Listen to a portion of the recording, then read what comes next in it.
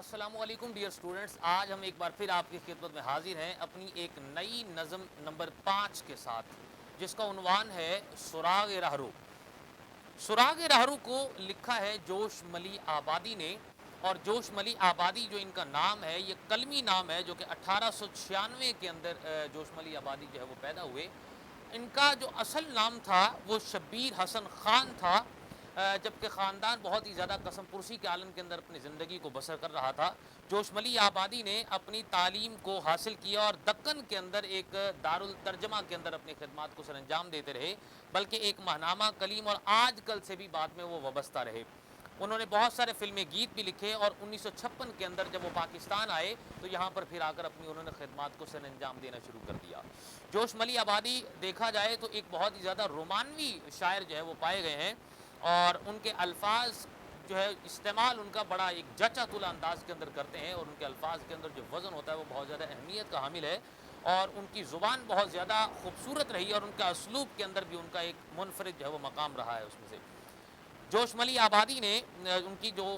تخلیقات اور جن کے اندر جو ہمیشہ سے رہا ہے، اور جو کاوشیں ادبی اعتبار سے رہی ہیں، ان کے اندر خاص طور پر روح ادب، شعلہ و شبنم،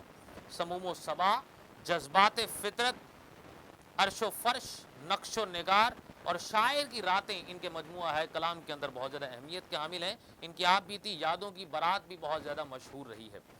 یہ جو نظم انہوں نے لکھی ہے سراغ رہرو، اس کا مطلب بیسیکلی بنیادی طور پر سراغ ہوتا ہے ہم کسی بھی چیز کا پتہ لگانا، اور اس کے ساتھ رہرو ہم کہتے ہیں مسافر کو۔ سو مسافر کے اعتبار سے ہمارے ہاں اس کی اہمیت بہت زیادہ ہے۔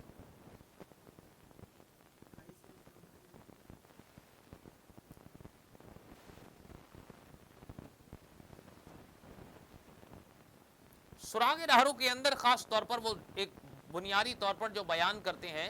وہ یہ بیان کرتے ہیں کہ ہر ایک انسان کو ہمیشہ اپنی جستجو میں رہنا چاہیے، اور ایک نہ ایک دن انسان جو کوشش کرتا ہے وہ منزل کی جانب لازمی طور پر جو ہے وہ پہنچ جاتا ہے۔ اور یہ بھی کہا کہ جو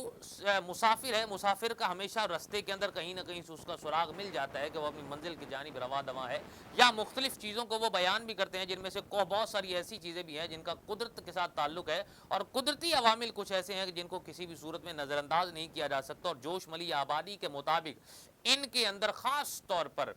جو بات بیان کی گئی ہے، جیسا کہ چاند اور ستارے اپنی اپنی منزل کی جانب رواں دواں ہیں، صبح غائب ہو جاتے ہیں جبکہ رات کو پھر سے روشنی دینے لگ جاتے ہیں، سو ان کی روشنی بھی بنیادی طور پر ان کے سفر کی علامت کا پتہ دیتی ہے۔ اس کے علاوہ شاعر یہاں پر بیان کرتے ہیں جوش ملی آبادی کی دنیا کے اندر ہر ایک چیز جو ہے وہ اپنے سفر کے اندر رواں دواں ہے۔ جیسا کہ زمین پر رگڑ کا نشان جو ہے وہ سانپ کے گزرنے کی ایک دلیل دے رہا ہے، اسی طرح ہلال نما جو نشان ہے وہ گھوڑے کے سموں کے پتہ دیتے ہیں، اور کسی قافلے کا پتہ دیتے ہیں کہ ابھی ابھی یہ قافلہ یہاں سے رواں ہوا ہے، اور اس کا غبار بنیادی طور پر بتا رہا ہوتا ہے کہ یہاں سے عنقریب بہت ابھی زیادہ عرصہ نہیں ہوا یا زیادہ وقت نہیں ہوا، ایک قافلہ یہاں سے گزرا ہے۔ سو اس قافلے کا بھی ہے ایک پتہ جو ہے وہ دینا، اور اس کی جو نشانی ہے اس کے اندر اس بات کا پتہ دیتی ہے کہ ہمیشہ ہر ایک چیز محو پرواز ہے اور محو سفر ہے، اور سفر کے اندر رواں دواں ہے، جس سے یہ بھی بنیادی طور پر پتہ لگتا ہے کہ ہر ایک چیز اپنی اپنی منزل کی جانب رواں دواں ہے۔ وہ تمام چیزیں بھی جن کو اللہ تعالیٰ نے اس دنیا کے اندر تخلیق کیا، جیسا کہ سورج ہے، جیسا کہ چاند ہے، جیسا کہ ستارے ہے، جیسا کہ کہکشاں ہے، جیسا کہ انسان ہے، تو اپنی اپنی منزل کی جانب ہر ایک انسان رواں دواں ہے۔ اور یہ بھی کہا جاتا ہے کہ انسان جب اپنی منزل کی جانب سفر کو اختیار کرتا ہے تو ایسی صورت کے اندر رخت سفر باندھتا ہے، سو تب ایک نہ ایک دن انسان اپنی منزل کی جانب لازمی طور پر جو ہے وہ پہنچ جاتا ہے۔ اور اس لحاظ سے یہاں پر ان کی یہ جو نظم ہے اس کا تعلق بھی اسی سے ہے۔ ہم اس سے پہلے کہ اس کی وضاحت کی طرف بڑھیں، ہم اس کے مشکل الفاظ کے معنی آپ کے سامنے یہاں پر لکھیں گے تاکہ آپ کو اس کی مکمل طور پر وضاحت جو ہے وہ سامنے آ سکے۔ اس نظم کے اندر جو پہلا جو شعر یہاں پر ہے وہ یہ ہے، جس کے اندر پہلا جو مشکل لفظ ہے وہ ہے ہویدا۔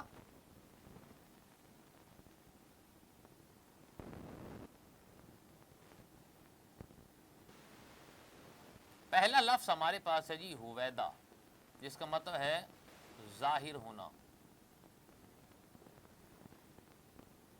جبکہ دوسرا لفظ ہمارے پاس یہاں پر اس نظم کے اندر وہ موجود ہے وہ ہے دلیل، جس کو ہم نام دیتے ہیں نشانی کا یا ثبوت کا۔ تیسرا جو لفظ ہے وہ ہمارے پاس یہاں پر موجود ہے وہ ہے نشان ہلال نما،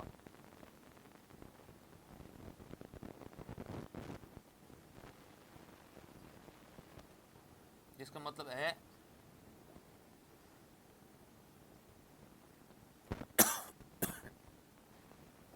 پہلی رات کے چاند کی طرح.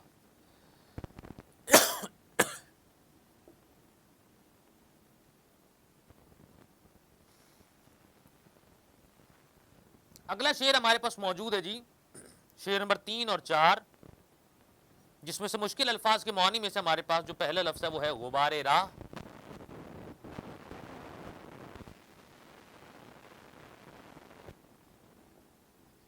جس کا مطلب ہے رستے کی دھول.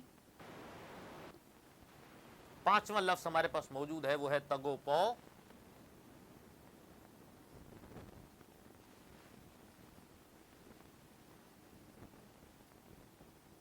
جس کا مطلب ہے دوڑ دھوپ. چھٹا لفظ ہمارے پاس موجود ہے وہ ہے نقش قدم.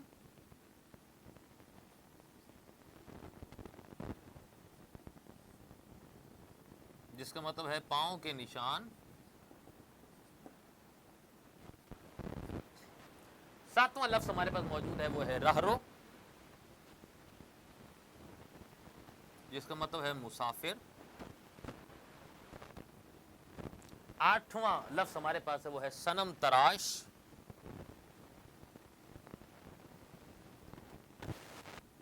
جس کا مطلب ہے بتوں کو تراشنے والا یا بتوں کو تراشنا. نواں لفظ ہمارے پاس جو یہاں پر موجود ہے وہ ہے کہکشاں.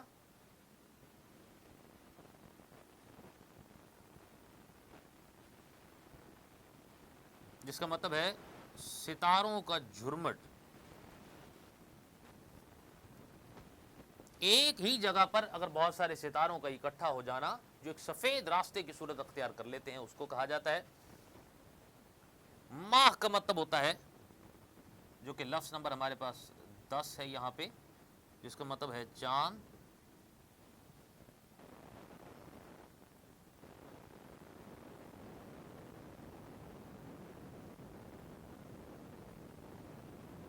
اگلا لفظ ہمارے پاس یہاں پر جو موجود ہے وہ ہے لفظ نمبر 11 یہاں پر موجود ہے جی،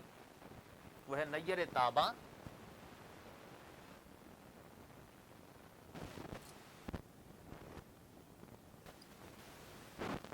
نیر تاباں جو ورڈ ہمارے پاس لیا گیا ہے یہ ہمارے پاس جو ہے وہ شعر نمبر جو ہے 4 اور 5 کے اندر سے ہمارے پاس ہے، جس کا مطلب ہے چمکتا ہوا سورج.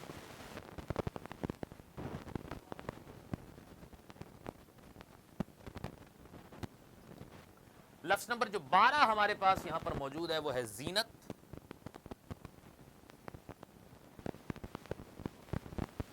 جس کا مطلب ہے سجاوٹ. 13واں لفظ ہمارے پاس یہاں پر جو موجود ہے وہ ہے شوخی رفتار.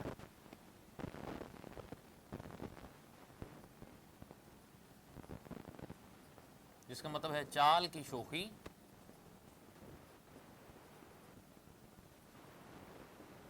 14واں لفظ ہمارے پاس جو موجود ہے وہ ہے گرد سر راہ.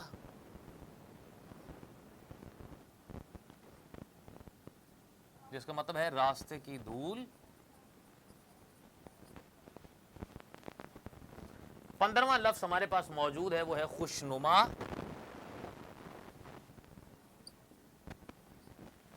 جس کا مطلب ہے خوبصورت. لفظ نمبر 16 ہمارے پاس موجود ہے وہ ہے جبیں. جس کا مطلب ہے پیشانی. جبکہ لفظ نمبر جو 17 ہمارے پاس ہے وہ ہے حسن کے دھارے.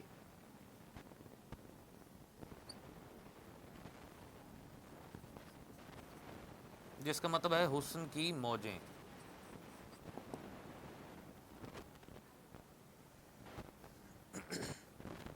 یہ ہمارے پاس جو مشکل الفاظ کے معنی تھے جو ہمارے اختتام پہ پہنچے. اب ہم آتے ہیں اس کی وضاحت کی طرف. جوش ملی آبادی کی جانب سے لکھی جانے والی یہ جو نظم ہے سراغ رہرو، اس کا جو پہلا شعر ہمارے پاس موجود ہے وہ ہے جہاں زمیں پہ رگڑ کا نشاں ہویدا ہے، دلیل اس کی ہے سانپ اس طرف سے گزرا ہے، نشاں ہلال نما راہ میں بتاتے ہیں کہ تھوڑی دور پہ آگے سوار جاتے ہیں. बुनियादी तौर पर शायर यहाँ पर बयान कर रहा है कि ज़मीन पर जहाँ जहाँ भी रगड़ का निशान नज़र आता है, ये इस बात की दलील है, ये इस बात का सबूत है कि यहाँ से सांप का गुज़र हुआ है। गोया सांप अपने रास्ता बना रहा है और उसकी ये निशानी है कि जहाँ जहाँ ज़मीन के ऊपर रगड़ का एक ख़ास किस्म का निशान चल रहा है, सो वो निशान इस बात की दलील दे रहा है कि यहाँ से सांप का भी अभी गुज़र हुआ है और सांप अपनी मंजिल की जानिब रवा दवा है। सो पहले शेर के अंदर तो ये तज़किरा किया जा रहा है, जबकि दूसरे शेर के अंदर बात यह की जा रही है कि निशान हिलाल नुमा राह में बताते हैं कि थोड़ी दूर पे आगे सवार जाते हैं। सो हिलाल नुमा जो निशान है बुनियादी तौर पर ये घोड़ों के पाँव के निशान जब ज़मीन के ऊपर पड़ते हैं तो ये उन निशानों से लिया गया है मुराद इसकी। अब इससे मुराद ऐसा है कि घोड़ों पर बैठा हुए वो काफिला है जो कि यहाँ से अभी अभी जिसका गुजर हुआ है। सो घोड़ों के पाँव के जो निशान है वो हिलाल नुमा चांद की मानी नजर आते हैं। सो इसलिए कहा गया कि यहाँ से अभी अभी एक काफिला ऐसा है जो कि अपनी मंजिल की जानिब रवा दवा था और अभी रास्ते से गुजर रहा था। सो ये अलामात सारी के सारी इंसान को इस बात की पता देती हैं और ये सुराग देती हैं कि हर एक चीज़ जिसके अंदर ख़ास तौर पर यहाँ पर जो मौजूद है वो सांप है जो अपनी मंजिल की जानिब रवा दवा है, और दूसरी जानिब यहाँ पर एक काफिला है जो अपनी मंजिल की जानिब चल रहा है और रख्ते सफ़र जिसने बांधा हुआ है और अपनी मंजिल की जानिब तेज़ी से गामजन है, जिसके जो पाँव हैं घोड़े पर जो चलने वाले जो घोड़े हैं उनके पाँव यहाँ पर उनके निशानात इस बात की गवाही देते हैं कि यहाँ से काफिले का अभी अभी गुजर हुआ है। सो ये जो अलामात हैं ये बुनियादी तौर पर इंसान को अपनी मंजिल की जानिब रमा दमा रखने के लिए अलामती तौर पर जोशमली आबादी ने इनका तज़किरा किया है और साथ में इस बात का इजहार भी किया और इस बात की दलील भी दी है कि दुनिया के अंदर बहुत सारी चीज़ें ऐसी हैं जो कि महवे सफ़र हैं, सफ़र की जानिब चल रही हैं, जिस किसी को जिस तरीके से दवाम हासिल नहीं है और कोई भी चीज़ दुनिया के अंदर ऐसी नहीं है जिस पर सकूत तारी हो गया हो, क्योंकि हर एक इंसान और हर एक ज़ीरू जिसको कामयाबी से हमकिनार होना है, सो ऐसी सूरत हाल के अंदर हर एक चीज़ दुनिया के अंदर अपनी मंजिल की जानिब जहाँ पर मौजूद है। सो ये जो रास्ते हैं ये हमेशा इंसान को मंजिल की जानिब लेकर जाती है और जिनको अपनी मंजिल पर पहुंचने का शौक़ हो वो रास्ते के अंदर कहीं भी रुकते नहीं हैं, ठहरते नहीं हैं, सस्ताते नहीं हैं और उनके कदम डगमगाते नहीं, बल्कि अपनी मंजिल की जानिब तेज़ सफ़र से या आहिस्तगी के साथ लेकिन बिल आखिर एक उम्मीद के साथ अपनी मंजिल की जानिब जाते हैं और फिर एक वक्त ऐसा आता है कि एक न एक दिन अपनी उस मंजिल को पा लेते हैं और पाने में कामयाब हो जाते हैं। शेर नंबर 3 और 4 के अंदर जिस बात का तज़किरा किया गया वो ये है कि गुबारे राह निशां है किसी तगो पौ का, यकीन होता है नक्शे कदम से रहरो का, और सनम तराश न हो तो सनम नहीं बनता, कदम न हो तो निशाने कदम नहीं बनता। पहले जो शेर इसके अंदर बयान किया गया गुबारे राह निशां से किसी तगो पौ का, जिसकी बुनियादी बात यह है कि रास्ते के अंदर मौजूद गर्द गुबार किसी कोशिश का निशान है, एक ऐसी कोशिश है जो कि इंसान को किसी की मंजिल का पता देती है। रास्ते के अंदर जो रहने वाले जो लोग हैं, जो चलने वाले जो लोग हैं, उनका जो गुबार है, ये गुबार इस बात की दलील है कि अभी अभी ये काफिला यहाँ से रवा दवा हुआ है। क्योंकि पुराने ज़माने के अंदर ये भी लोग कहा करते थे कि जब किसी जंग के लिए जाया करते थे या काफिले हज के लिए जाते थे या किसी और मकसद के लिए अपने घरों से निकलते थे तो उनकी जो कतार अंदर कतार जो है वो जानवर जहां पर मौजूद होते थे, घोड़े जहां से मौजूद होते थे, सहरा में ऊंट मौजूद होते थे, तो उनकी जो धूल है बेसिकली उनका जो गुबार है वो उनकी गुजरगाह का पता दिया करता था। और बाज़ दफ़ा ऐसा भी होता था कि बहुत सारे लोग जो उस काफिले को पहुंचना चाहते थे वो उस धूल की पैरवी करते हुए उन तक जो है वो पहुंच जाया करते थे। गोया कि वो जो धूल और गुबार है वो किसी काफिले के अपनी मंजिल की जानिब रवा दवा होने का पता देते हैं। तो इसकी बुनियाद पर यहाँ पर इस बात का तज़किरा किया गया है कि गुबार राह निशां है किसी तगो पौका के किसी जुस्तजू का जो बुनियादी जो निशान है, जो बुनियादी जो सबूत इसका है वो बेसिकली उनके राह के अंदर उठने वाली जो गुबार और गर्द है उससे है, जिससे ये यकीन होता है कि यहाँ पर जो जुस्तजू करने वाले हैं उनके कदमों के नक्श यहाँ पर जो मौजूद हैं। एक तो इसमें इस बात का तज़किरा किया गया, दूसरा ये भी कहा गया कि सनम तराश ना हो तो सनम नहीं बनता। बुनियादी तौर पर यह कहा गया कि किसी भी बुत खाने के अंदर बुत बनाने वाले के बगैर बुत को तख्लीक नहीं किया जाता। इसी तरह से मुसाफिर के बगैर कभी भी निशान नहीं मिलता। सो ये लाजिम अंसर है कि दुनिया के अंदर जुस्तजू बहुत ज़्यादा ज़रूरी है और जहाँ कहीं भी जुस्तजू होती है वहाँ इंसान मंजिल को पा लेता है। सो मंजिल को पाने के लिए गुबार का होना भी ज़रूरी है, धूल का होना भी ज़रूरी है, जुस्तजू का होना भी ज़रूरी है, रख्ते सफ़र बांधने का भी ज़रूरी है, मुस्तकिल मिजाजी का होना भी ज़रूरी है और हिम्मत और जुर्रत और बहादुरी का होना भी ज़रूरी है। कठिन से कठिन मराहिल को तय करने के लिए इंसान को हमेशा आगे बढ़ना पड़ता है, पीछे हटने की बजाय उम्मीद के साथ आगे बढ़ना पड़ता है ताकि वो आने वाले वक्त और दौर में कामयाबी और कामरानी से हमकिनार हो सके। सो इस लिहाज से इसके अंदर शायर यहाँ पर तज़किरा कर रहे हैं कि गुबार इस बात की दलील दे रहे हैं कि जो लोग आगे बढ़ रहे हैं मंजिल की जानिब वो कम हौसले वाले या कम बुलंदी کامیابی کو چھونے والے یا چھوٹے خوابوں کو رکھنے والے نہیں ہیں، بلکہ بلند و بالا حوصلے والے مالک ہیں اور ہمیشہ آگے کو بڑھنے والے ہیں اور جستجو رکھنے والے ہیں، ہمت کو رکھنے والے ہیں، اور اسی ہمت اور دلیری اور بہادری کے پیش نظر وہ ایک نہ ایک دن اپنی منزل کو پا لینے میں کامیاب ضرور ہو جاتے ہیں۔ اس میں سے اگلا شعر یہاں پر موجود ہے کہ یوں ہی یہ راہ کہ ہے جس کا نام کہکشاں، یوں ہی یہ نقش قدم ماہو نیر تاباں، یوں ہی یہ گرد سرے راہ خوشنما تارے، رواں ہیں جن کی جبینوں سے حسن کے دھارے، زمیں کا نور ہیں اور آسماں کی زینت ہیں، کسی کی شوخی رفتار کی علامت ہے۔ بنیادی طور پر پہلے شعر کے اندر جس بات کا یہاں پر تذکرہ کیا گیا وہ یہ ہے کہ اسی طرح یہ راستہ جس کا نام کہکشاں ہے، یوں ہی چاند اور چمکتے ہوئے سورج کے قدموں کے نشان ہیں۔ اس لیے جس کہکشاں کے بارے میں شاعر یہ بات کر رہا ہے کہ یہ لازم طور پر جو چاند اور چمکتا ہوئے جو سورج ہیں ان کے قدموں کے نشانوں کی صورت کے اندر ہمارے پاس جو ہے وہ کہکشاں نظر آتے ہیں، کیونکہ کہکشاں کی بھی ہمارے پاس ایک روشنی کی علامت ہے۔ اس لحاظ سے یہاں پر جو ہے وہ چیزوں کے اثرات کے حوالے سے اور زمین کے اندر مرکز و محور کے اندر جو چیزیں موجود ہیں وہاں پر اور جو عوامل موجود ہیں ان کا تذکرہ کرتے ہوئے شاعر جوش ملی آبادی اس بات کا تذکرہ کر رہے ہیں۔ پھر یہ بھی بات اس کے اندر بیان کی گئی ہے کہ یہ جو گرد سرے راہ خوشنما تارے موجود ہیں یہ رواں ہیں ان کی جبینوں کے حسن کے دھارے، یہ حسن کی زینت ہے، ایک خوبصورتی میں اضافہ کر رہے ہیں۔ رستے کا پتہ دینے کے اندر بھی یہ جو ستارے ہیں ان کا بنیادی طور پر ایک کردار ہے، اور یہی وہ ستارے ہیں جو رستے کی گردشوں کے اندر جن کی پیشانیوں سے ان کے حسن کے دھارے جو ہے رواں ہیں اور زینت بنے ہوئے ہیں کسی بھی ایک سفر کے دوران ایک پتہ دینے کی، منزل کا پتہ دینے کی۔ اور یہ بھی کہا کہ یہ جو ستارے اور سیارے زمین کا نور اور آسمان کی زینت بنے ہوئے ہیں ان کی رفتار یہ جو آہستہ بیسیکلی یہ کسی نہ کسی سفر کی علامت کے طور پر ہے، یعنی کہ ایسا لگتا ہے جیسے کوئی اسی راہ سے جو ہے وہ گزرا ہو۔ یہاں پر جتنی ہمارے پاس چیزیں ہیں جو شمالی آبادی ان کا قدرتی طور پر تذکرہ کرتے ہوئے نظر آتے ہیں، اور آسمان کے اندر اور خلا کے اندر چاند، سورج اور ستاروں کا تذکرہ کرتے ہیں، ستاروں کے جھرمٹ کا تذکرہ کرتے ہیں، ستاروں کی روشنی اور چمک کی بات کرتے ہیں، اور پھر کہکشاں کی بات کرتے ہیں، اور یہ بات کرتے ہیں کہ یہ جو اجالے اور روشنی ہمارے سامنے نظر آ رہی ہے یہ روشنی ہمیں کسی کی منزل کا پتہ دیتی ہے، ہمیں رستے کا پتہ دیتی ہے اور گواہی دیتی ہے کہ یہاں پر کوئی نہ کوئی ابھی جو ہے وہ موجود رہا ہے اور یہاں سے ابھی کوئی نہ کوئی گزرا ہے۔ اس لحاظ سے یہ بات کہی جا رہی ہے کہ آسمان کی بلندیوں پر جو جلوہ گر ہیں بہت زیادہ خوبصورت اور خوشنما جو تارے ہیں یہ مسافر کی منزل کے جانب رواں دواں ہونے کی ایک بنیادی طور پر پتہ دیتے ہیں۔ اس حوالے سے یہ بھی کہا جاتا ہے تاریخی اعتبار سے کہ لوگ جو رات کو سفر کیا کرتے تھے، مسافر اور تنہائی کے اندر سفر صحرا میں کیا کرتے تھے، ستاروں کی چمک اور ستاروں کے بنیاد پر ہمیشہ وہ آگے بڑھا کرتے تھے اور زندگی کو آگے گزارا کرتے تھے۔ اس لحاظ سے بھی بنیادی طور پر جو شمالی آبادی ہمیں اس بات کا ایک پیغام دے رہے ہیں اور اخلاقی سبق سکھا رہے ہیں اور یہ بتا رہے ہیں کہ دنیا کے اندر کسی بھی انسان کو ہمیشہ ایک جگہ پر ٹک کے نہیں رہنا چاہیے اور نہ ہی ایک جگہ پر مکمل طور پر اطمینان اور سکون سے بیٹھ جانا چاہیے، بلکہ اسے ہمیشہ آگے بڑھتے رہنا چاہیے، کیونکہ آگے بڑھنے کی بنیاد پر ہی